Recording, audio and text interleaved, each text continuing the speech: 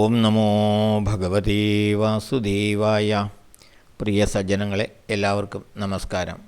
സത്സംഗവേദിയിൽ നമ്മൾ ശ്രീമദ് ഭഗവത്ഗീതയിലെ 18-ാം അധ്യായമായ മോക്ഷസന്യാസ യോഗത്തിലെ 3 ശ്ലോകങ്ങളാണ് പൂർത്തിയാക്കിയത്. ഇന്ന് നമുക്ക് 4-ാമത്തെ ശ്ലോകം നോക്കാം. നിശ്ചയം ശൃണു മേ തത്ര ത്യാഗേ ഭരതസത്തമാ ത്യാഗോ ഹി പുരുഷവ്യാഘ്ര ത്രിവിധ സംപ്രകീർത്തിതാ. ഭരതസത്തമാ, ഹേ ഭരതവംശ ശ്രേഷ്ഠനായവനെ. തത്ര ത്യാഗേ, ത്യാഗത്തെക്കുറിച്ചുള്ള കാര്യത്തിൽ, മേ എൻ്റെ, നിശ്ചയം നിശ്ചയത്തെ അഥവാ അഭിപ്രായത്തെ, ശൃണു നീ കേട്ടുകൊള്ളുക. പുരുഷവ്യാഘ്ര, ഹേ പുരുഷശ്രേഷ്ഠനായവനെ, ധീരനായവനെ. ത്യാഗോഹി, ത്യാഗവും, ത്രിവിധ 3 വിധമായി, സംപ്രകീർത്തിത വർണ്ണിക്കപ്പെട്ടിരിക്കുന്നു. ഹേ ഭരതവംശശ്രേഷ്ഠ, അർജുനനെ അഭിസംബോധന ചെയ്യുന്നതാണ്. ത്യാഗത്തെക്കുറിച്ചുള്ള എൻ്റെ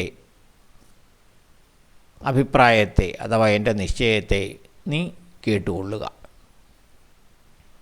അല്ലയോ ധൈര്യശാലിയായവനെ, ത്യാഗവും 3 വിധമായി വർണ്ണിക്കപ്പെട്ടിരിക്കുന്നു.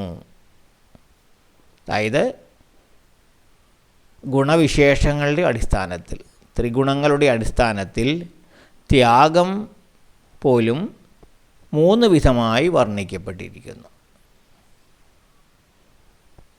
അതാണ് ഈ ശ്ലോകത്തിൽ ഭഗവാൻ പറയുന്നത്. ഹേ ഭരതവംശശ്രേഷ്ഠനായ അർജുന, ത്യാഗത്തെക്കുറിച്ചുള്ള എൻ്റെ വിധി നിർണയം എന്താണെന്ന് നീ കേട്ടുകൊള്ളുക.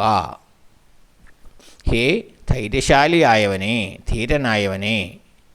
പ്രകൃതിയുടെ ത്രിഗുണങ്ങളെ അടിസ്ഥാനപ്പെടുത്തി, സത്വരജസ്തമോ ഗുണങ്ങളെ അടിസ്ഥാനപ്പെടുത്തി ത്യാഗവും 3 വിധത്തിലുണ്ടെന്നാണ് ധർമ്മശാസ്ത്രങ്ങളിൽ വർണ്ണിക്കപ്പെട്ടിട്ടുള്ളത്. പ്രകൃതിയുടെ ഈ സത്വരജസ്തമോ ഗുണങ്ങൾ എല്ലാ തലത്തിലും സ്വാധീനമുള്ളതാണ് എന്ന് നാം അറിയുക. ഇതിനു മുമ്പെയുള്ള ശ്ലോകങ്ങളിൽ നാം കണ്ടിട്ടുള്ളതാണ്. അവയുടെ സ്വാധീനമില്ലാത്ത ഒരു മേഖലയും ഇല്ല. അപ്പോൾ ത്യാഗം പോലും ഈ 3 വാസനകൾക്കനുസൃതമായിട്ടാണ് ഉള്ളത് എന്ന് ഭഗവാൻ പറയുന്നു. അതെന്തൊക്കെയാണെന്ന് ഭഗവാൻ അടുത്ത ശ്ലോകങ്ങളിൽ വിശദീകരിക്കും. അപ്പോൾ ഈ ശ്ലോകത്തിൽ ഇതാണ് പറഞ്ഞിരിക്കുന്നത്. ത്യാഗം ത്രിഗുണങ്ങളെ അടിസ്ഥാനപ്പെടുത്തി 3 വിധമായി ഉണ്ട്. അതെന്തൊക്കെയാണെന്ന് അടുത്ത ശ്ലോകത്തിൽ നമുക്ക് നോക്കാം. അടുത്ത ശ്ലോകം അടുത്ത ദിവസം നോക്കാം. എല്ലാവർക്കും നന്ദി, നമസ്കാരം. ഓം നമോ ഭഗവതേ വാസുദേവായ.